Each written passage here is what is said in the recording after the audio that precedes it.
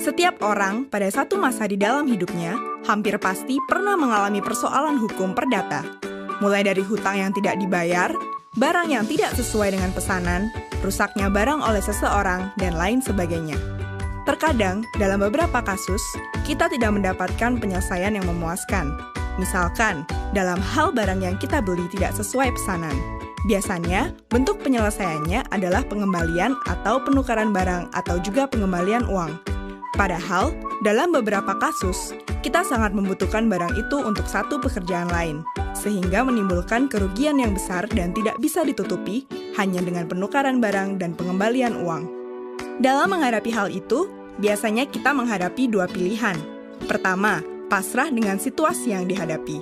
Kedua, mengajukan persoalan tersebut ke pengadilan. Bagi sebagian besar dari kita, menempuh jalan ke pengadilan bukanlah suatu pilihan.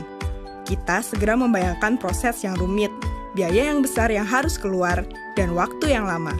Bahkan, di masyarakat kita, ada sebuah anekdot tentang proses pengadilan yang bilang bahwa bersengketa di pengadilan ibarat memperebutkan kambing, namun bisa kehilangan sapi. Sehingga, bagi sengketa dengan nilai yang tidak terlalu besar, kita cenderung bersikap pasrah dan menerima bentuk penyelesaian sekalipun penyelesaian itu tidak adil. Menyadari hal tersebut, Mahkamah Agung telah mengeluarkan alternatif penyelesaian sederhana yang dinamakan Tata Cara Penyelesaian Gugat Sederhana, atau sering disebut Acara Gugatan Sederhana. Acara Gugatan Sederhana dibentuk berdasarkan Peraturan Mahkamah Agung Nomor 2 Tahun 2015 tentang Tata Cara Penyelesaian Gugatan Sederhana. Pada intinya, peraturan ini memangkas prosedur acara perdata, membatasi waktu penyelesaian perkara perdata sampai 25 hari, dan melakukan proses secara sederhana. Namun demikian, acara gugatan sederhana tersebut hanya diperuntukkan bagi perkara-perkara perdata yang memenuhi beberapa persyaratan, yaitu 1. Nilai tuntutan yang diminta tidak lebih dari 200 juta rupiah dan tuntutan bersifat material. Tuntutan yang bersifat imaterial tidak dapat diajukan karena pembuktiannya tidak sederhana, seperti kehilangan reputasi, perasaan tidak nyaman, atau kerugian emosional lainnya. 2. Sengketa bukan merupakan sengketa atas tanah atau sengketa lainnya yang telah memiliki pengadilan khusus, seperti sengketa tenaga kerja. 3. Penggugat dan tergugat harus dalam satu wilayah hukum yang sama. Sebagai contoh, orang yang tinggal di Jakarta Selatan hanya dapat menggugat orang yang berada di Jakarta Selatan, tidak dapat untuk menggugat orang yang tinggal di Jakarta Pusat. 4. Penggugat dan tergugat masing-masing hanya terdiri dari satu orang, namun juga dapat lebih dari 2 orang selama dapat menunjukkan kepentingan hukum yang sama. 5. Tergugat harus jelas keberadaannya dan tidak dapat dilakukan pemanggilan dari pengadilan negeri wilayah lain.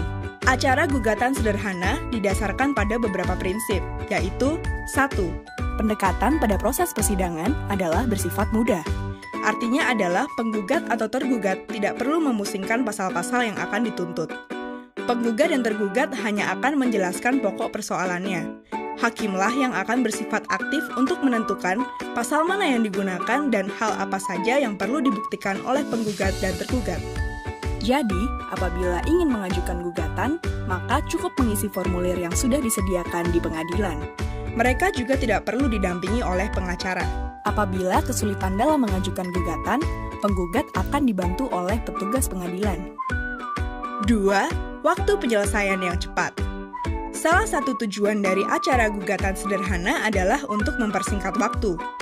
Pada gugatan acara perdata, waktu penyelesaian rata-rata adalah kurang lebih 450 hari dari tingkat pertama sampai dengan Mahkamah Agung.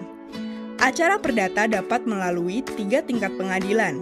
Pertama, di pengadilan negeri, kedua, tingkat banding pada pengadilan tinggi, dan ketiga, tingkat kasasi pada Mahkamah Agung. Pada acara gugatan sederhana, penyelesaian perkara hanya melalui 2 tingkat pada level pengadilan negeri. Pertama adalah pada tingkat hakim tunggal di pengadilan negeri dengan waktu penyelesaian 25 hari kerja sejak hari sidang pertama, sesuai pasal 5 ayat 3 Peraturan Mahkamah Agung tentang gugatan sederhana. Pada tahapan ini, persidangan akan dilaksanakan oleh hakim tunggal yang memimpin dan memutuskan perkara. Kedua adalah tingkat keberatan oleh majelis hakim di pengadilan negeri. Apabila ada pihak yang tidak puas dengan putusan hakim tunggal, maka dapat mengajukan keberatan di pengadilan negeri yang sama. Adanya upaya keberatan tidak lain adalah untuk menjamin penerapan hukum untuk pencari keadilan, yang waktu penyelesaiannya adalah 7 hari kerja sejak majelis dibentuk, sesuai pasal 27 Peraturan Mahkamah Agung tentang gugatan sederhana.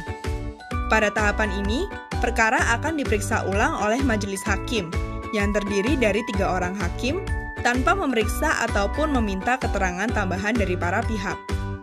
Tingkat keberatan pada pengadilan negeri adalah upaya hukum yang terakhir dan final.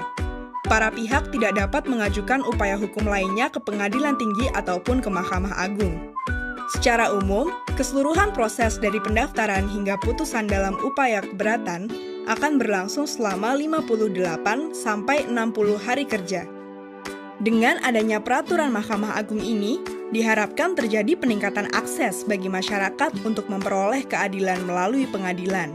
Di samping itu, diharapkan iklim usaha Indonesia semakin meningkat baik di mata para pelaku usaha tanah air.